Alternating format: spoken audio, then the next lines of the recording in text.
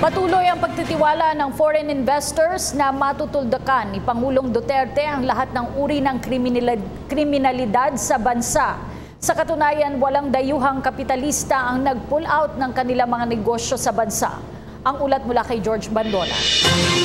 Wala pang dayuhang kapitalista ang nag-pull out ng negosyo. Giit ng Philippine Chamber of Commerce and Industry, sa isang pangungusap na ito may lalarawan ang tiwala ng mga dayuhang negosyante sa katatagan ng Administrasyong Duterte. Foreign direct investment for one goes for the income.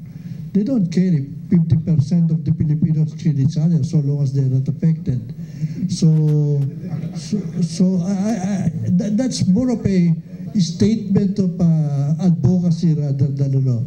Naniniwala ang PCCI, nasa ilalim pa rin ng batas ang ginagawa ng pamahalaan para labanan ng lahat ng uri ng kriminalidad, korupsyon at droga sa bansa, bagay na kinikilala at ginagalang ng ibang mga bansa. What he's doing is within the bounds of the law. He stressed that many times, being a lawyer, being a prosecutor. Sa mga empleyado ng BPO, mga babae, mas komportable silang umuwi ng gabi.